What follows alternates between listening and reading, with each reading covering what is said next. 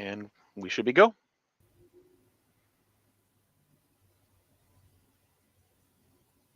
Hi, everybody. So we're live, Rob. Okay. Hi, everybody. Welcome to our April 2024 board meeting. We have our full slate of directors here this evening. With that, I am just going to dive right into our agenda. Our first up on our agenda is the approval of our previous minutes. Does anyone have any amendments to make to our February minutes? Okay. With no amendments, we're going to move on to March. Does anybody have any amendments to make to March minutes? Okay. I'm seeing no's across the board. So with that, we've approved the February and March minutes. And we will move on to our membership update. Joe? Yeah, so as of today, we have 797 members and 597 certified members. So slight uptick from last month, and we're still trying to chase down a bunch of those uncertified members. Again, there are projects on the way or things on the way that will make that easier. Hopefully in the next couple months, that'll be a lower number. Great. Thanks, Joe. And we move to John Bryan with the Treasurer's Report. Yeah, so as of today, we have cash on hand of $12,367.80. Our credit card balance is $157.29 for a total balance of $12,210.51 available to us.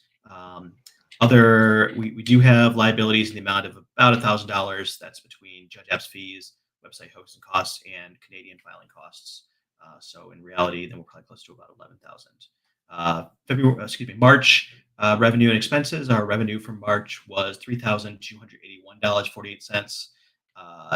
That came almost entirely from dues.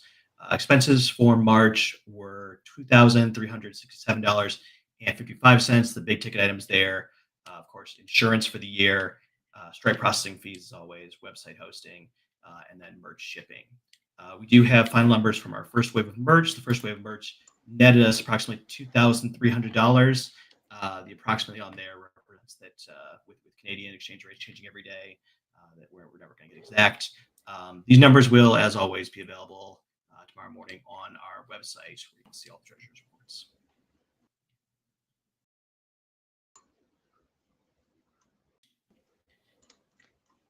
Thanks, John Bryan. With that, I'm going. Thank you for the Treasurer's Report. From there, we're going to move on to the Q&A. Matt's going to lead us through that. All right.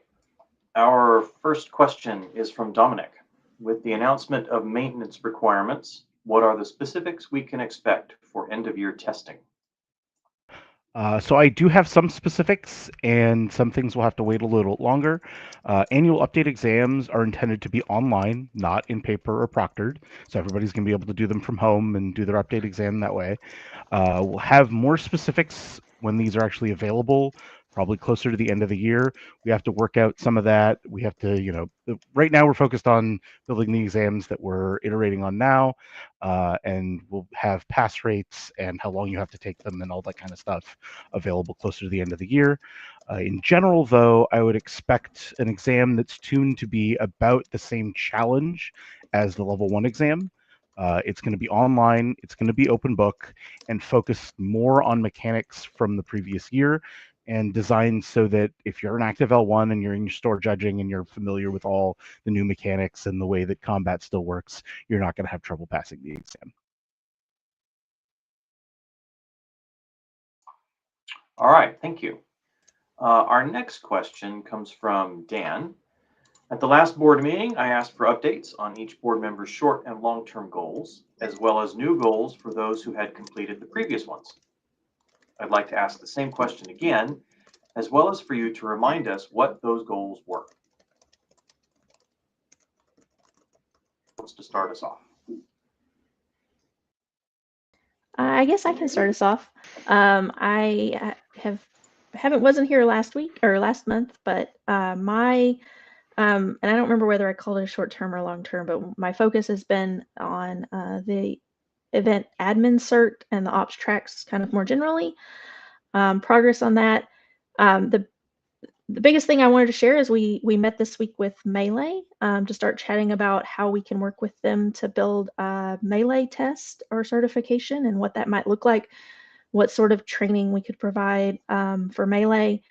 If you're not familiar, Melee is a tournament software that's used from events from large to small. So events of all sizes use it. And really think that that could be a good value for our judges on how to use that software better.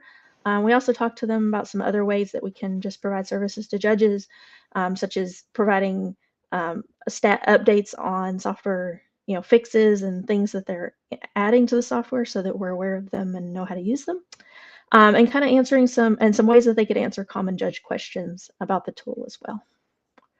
I'm so excited about that and where that might lead.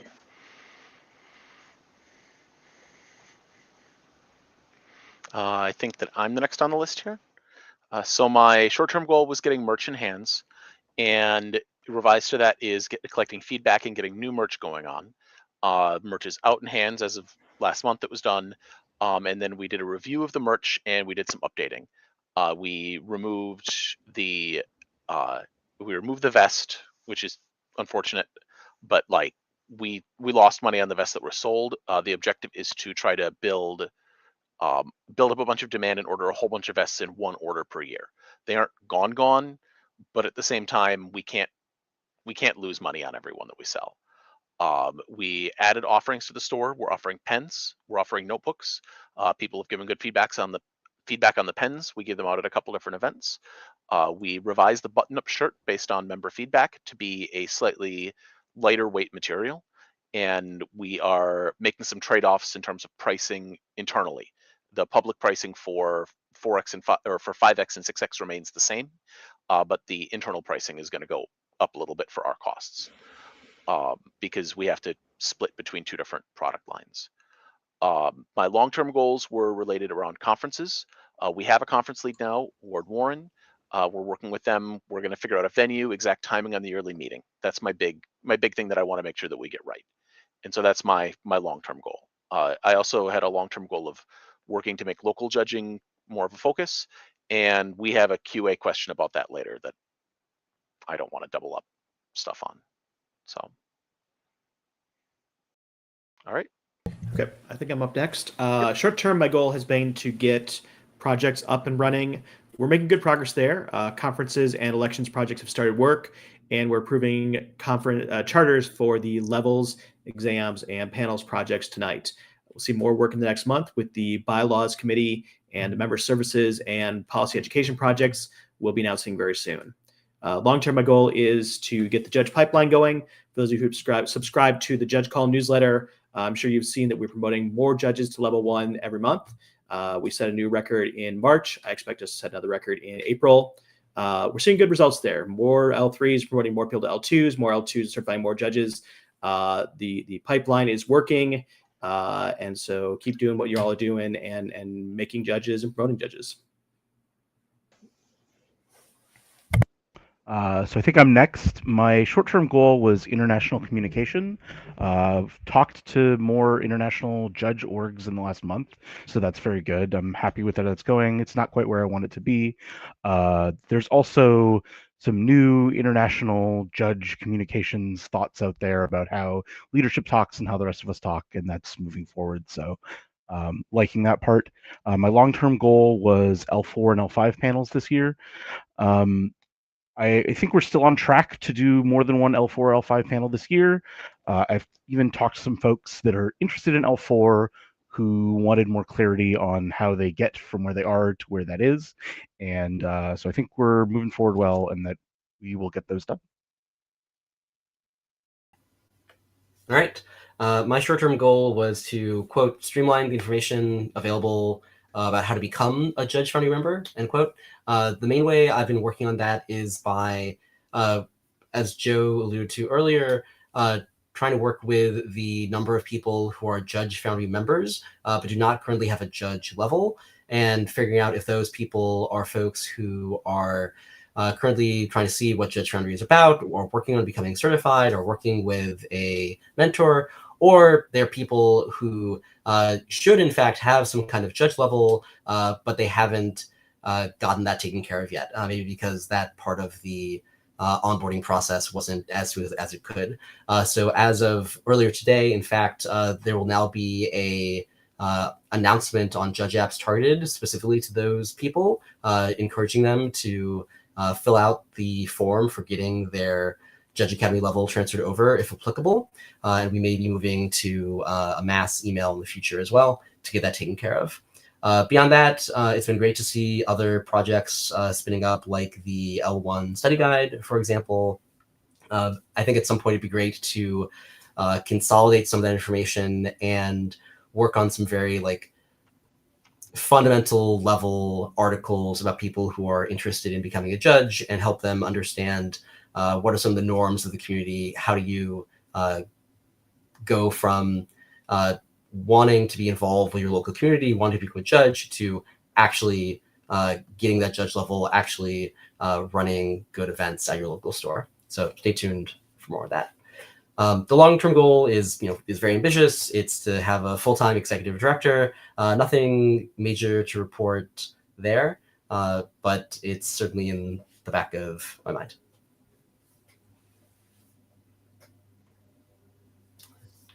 Okay, thanks. We'll get to the next question. This one's from Andrew. Do we have a general timeline for when we will have more support for store judges, or a forecast of what that support might look like? Cool. Yeah, this is a great question.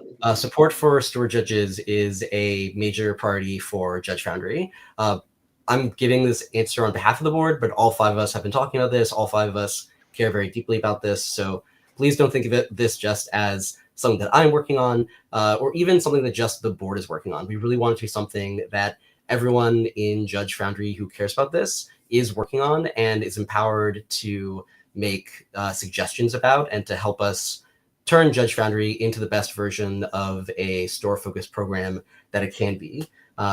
So to take a step back from that, it's definitely true that we've spent a lot of our time focused on getting the general certification program set up, and not necessarily working on outreach to local stores. And it definitely makes sense that some people feel left behind or not seen by that. And we definitely want to fix that, both in terms of perception, but also in terms of actual reality.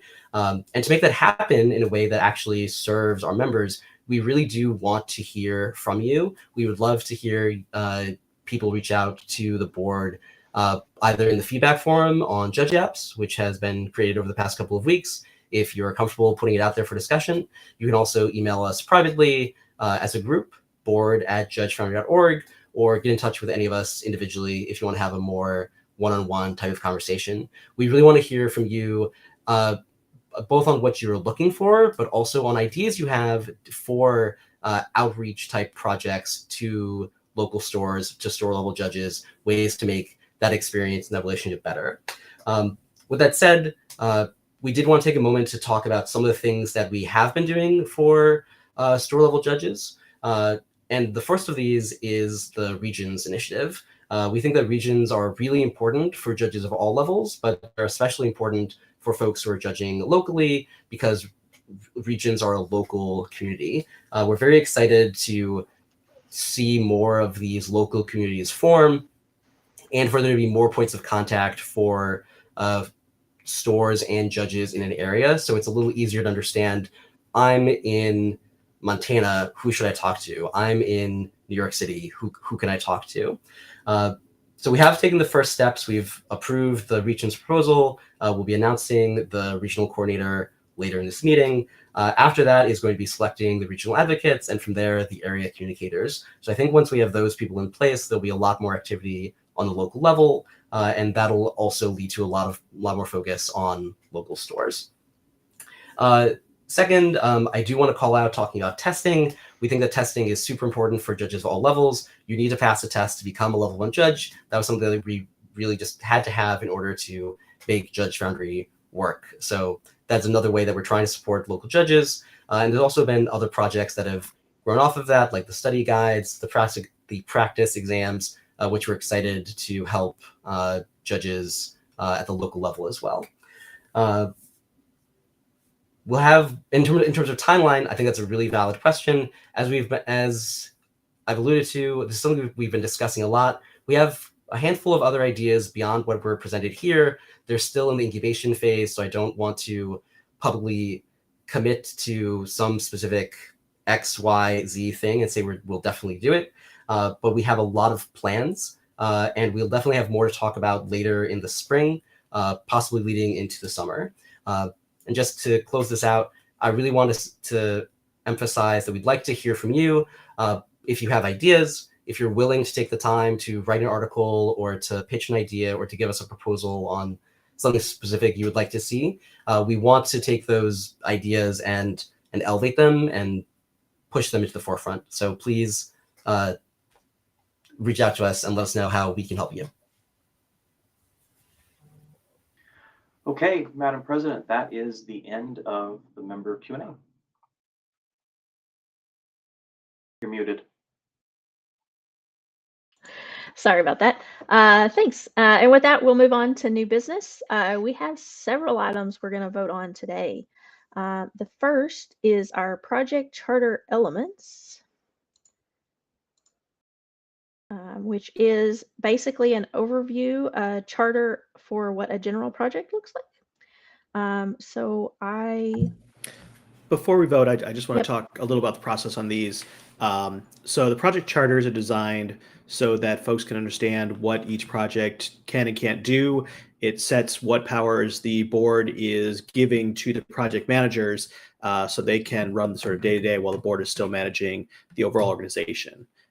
And so that helps members understand what is the responsibility of each project, as well as to set for legal reasons what the project managers can do and what the board needs to do. This first thing we're voting on is something that Matt Schaefer put together. And in fact, Matt, our parliamentarian, was hugely helpful in this whole process of creating these charters so that we could sort of have a more legal framework for what we're doing. This is the common elements that will be the case for all of our projects, except where otherwise noted. I had kind of a question that I imagine the world has that John Bryan and Matt can kind of nod here if they agree. The thing we're voting on now, and additionally the charters, they basically just say, this is a project, here's who leads the project, here's what they can do, and gives the board the power to say, no, they don't lead the project anymore, or they can resign and not lead the project anymore. And then there's more details. We all love policy documents. You can go read the details, but do y'all agree that that's what it does roughly, so that our audience can understand what we're doing? Yeah. Okay. Great. Yeah, that's basically it. These charters have been on the forums for about 15 days for comment, and they'll be on our website after this. And we do expect that they will be amended from time to time as we discover that we need to either give more power to the project leads or to pull some things back to reserve them for the board. There's even a few things that we note that the board cannot meddle with in the project charters to preserve the independence of the project. Yeah, I think more than anything, what I'm excited about is the fact that these make it clear where those responsibilities lie. Where, even if that needs to be adjusted down the line, if we have something clear as a starting point, then that gives us a lot better place to be. With that, we need I think a motion to approve the general projects charter as written. So moved. All in favor? Or is that the way we're doing this? Sorry. I should remember this meeting to meeting. Okay. I see 5 hands in favor. The general projects charter has passed. With that, we will move on to the levels project charter. So this is very similar to the general one in that except we're outlining specifically for the levels project and our judge levels manager. Do we have a motion to vote on the levels project charter? So moved. or sorry, that was a motion to vote on. That's not the good motion. Sorry. Do we I- have a motion to approve the Levels project charter as written? So moved. Okay, all in favor? Great, I see 5 hands. That one passes. With that, then we can vote on our Judge Levels manager, who we are proposing as Joe, who has been acting in that capacity already. And so we're, do we have a motion to vote Joe as the Judge Levels manager? I would like to move Joe Klopchick as Joe Levels manager, or as Judge Levels manager. Seconded. All in favor? I see 4 hands in favor. Joe is abstaining, and that motion passes. We have Joe as our Judge Levels manager. For those online, I am just trying to kind of move through these quickly since there's a lot of repetitiveness. The next up, we have the exams project charter. Again, this one's been online and in the forums. Do we have a motion to approve the exams project charter as written? So moved. All in favor? Okay, passes with 5 votes. Then we have a proposal of John Bryan for exams manager. Again, a role that he has already been filling for us as a board member. And yeah, do we have someone? A motion for John Bryan as exams manager. I'll nominate John Bryan McCarthy as the exams manager. All in favor? Okay, 4 with 1 abstain from John Bryan himself, and that passes as well. Congratulations to our two new in air quotes project managers. And with that, we have a final vote on our. Hopefully it's final. Yeah, I was checking my page break. A vote on our final project charter of the evening, which is our panels project charter. Do I have a motion to approve the panels project charter as written? So moved. All in favor? Okay, I see 5 hands. That one is approved as well. And that brings us to the end of our new business. I just want to note on this, Yep. we haven't forgotten agenda item. We've not forgotten that we need to find a lead for this. That is ongoing. We weren't ready to announce a lead tonight. If we will probably announce this in the mid-month update newsletter. We just didn't want to hold on this, so just so that folks think it's not been forgotten. It's just not done yet. Also, for everybody who might not have read all of these in detail, the exams project and the panels project are sub-projects of the levels project. However, they're kind of exceptions here to the kind of normal sub-project leads are assigned by the project lead. And the charters did reserve the right to name the leads, the board to name the leads for those projects because of the criticality of those sub-projects. Okay. With that, let's move on to announcements. I think the first up is Bears. Great. Hello. Gift subscriptions are coming. I'm working with a group of beta testers from the Command Fests that happened last weekend to make sure that everything is smooth, that nothing unexpected is happening for anybody who wants a gift subscription or who doesn't. I'm working hard to get that ready in time for the May subscriptions. So please stay tuned both to Judge Apps and to all of the places where you get Judge Foundry news, because we'll be very excited to let people know when it is open for the general public. So stay tuned on that. I will also add that if you are not interested in being gifted a subscription, there will also be an option to say that you do not want to be gifted a subscription by anyone else. So don't worry about that. Thanks, Bears. Next up, Joe. You're muted, Joe. We can't hear you, Joe. No. You're still silent. Yeah. While Joe figures that out, we'll move to John Bryan with practice exams. Yeah, so as of essentially now, practice exams are live. You can take practice quizzes. There are 3 of them. The quizzes are easy rules, hard rules, and policy. What delineates easy from hard is essentially roughly easy rules should be appropriate for L1 and L2. Hard should be for harder, but really it's fairly arbitrary. You can take as many of these as you want to. The pool is fairly shallow right now, but it will only grow over time. I would expect we'll probably add at least 2 more easy rules. At least 10 more easy rules questions and probably 8 more hard rules questions with the completion of the Outlaws of Thunder Junction update quiz. Any judge Foundry member can take these, and like I said, you can take them as many times as you want to, just to practice up. And when you get told, hey, you're out of questions, then maybe come back in a couple months and there'll be more questions for you. So these are open. Big thank you to Bears for doing the technical backend, and to everybody who wrote questions for our exams and continues to write questions for our exams. Y'all are awesome. Please keep it up. Okay, I think Joe's still having problems with his mic, so I think Rob's Can you hear me now? Maybe? Oh, Yeah, no, we we can. can. We can hear you. Yay. Okay, great. I don't know. That was my mic, not the mute button. Amazing. So my announcement is about the regional coordinator position. I'll start by just letting everybody know that the board has selected Brian Perlman to be the first regional coordinator.